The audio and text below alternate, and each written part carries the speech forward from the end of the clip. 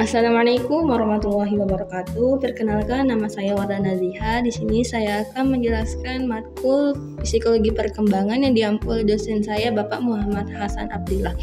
Judulnya adalah Teori Perkembangan Kognitif menurut Jean Piaget.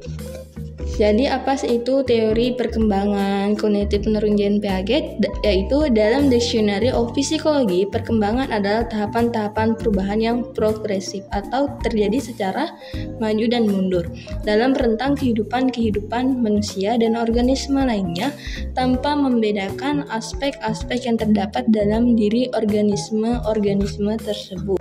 Yang kedua, di sini saya akan menjelaskan latar belakang Jean Piaget, yaitu Jean Piaget lahir di Neuchâtel, yaitu sebuah kota kecil di Swiss. Piaget memulai karirnya sebagai seorang ahli biologi, khususnya tentang moluka, yaitu kerang-kerangan. Namun ketertarikannya pada ilmu pengetahuan dan sejarah ilmu pengetahuan diikuti dengan ketertarikannya pada keong, karena dia semakin larut dalam penyelidikan, yaitu cara berproses, bagaimana proses pikiran yang bekerja dalam sains. Artinya, Jean Piaget ini tertarik pula untuk menyelidiki apa sesungguhnya pikiran itu, khususnya tahap-tahap perkembangan. Bidang ini disebutnya dengan epistemologi genetik, yang berarti studi tentang perkembangan pengetahuan manusia.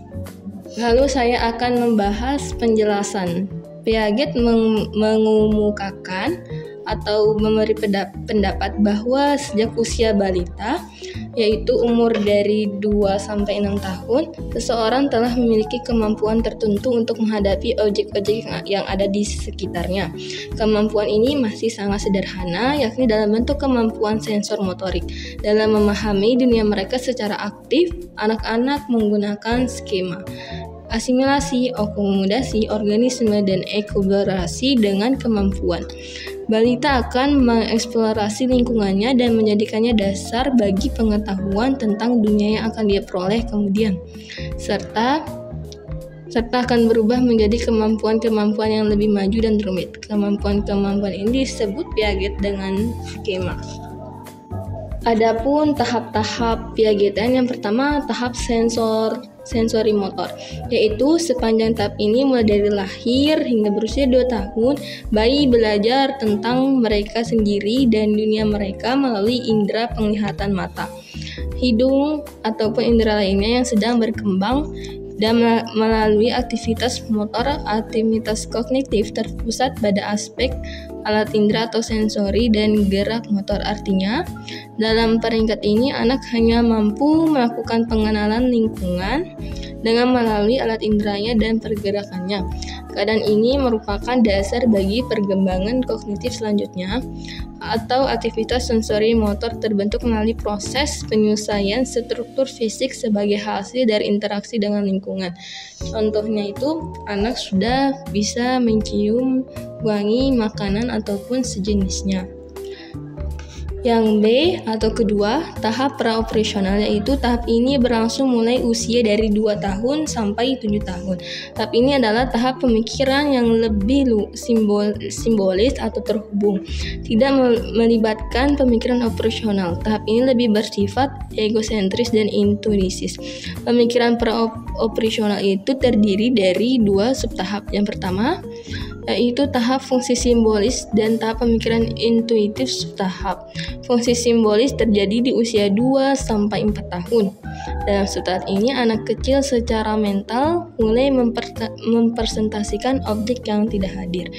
Ini memperluas dunia mental anak hingga mencakup dimensi peningkatan pemikiran fungsi simbolis, yaitu contohnya anak kecil sudah mulai mencoret-coret gambar, mewarnai, sudah bisa berimajinasi. Contohnya dia mewarnai matahari dengan warna biru, langit berwarna hijau, dan mobil melayang di awan, atau itu berdasarkan imajinasi tahap pra-operasional. Adapun yang ketiga atau yang terakhir itu tahap operasional konkret, yaitu dia mulai dari umur 7 tahun sampai 11 tahun. Pemikiran operasional konkret mencakup penggunaan operasi penalaran logika menggantikan penalaran intuitif, tetapi hanya dalam situasi konkret.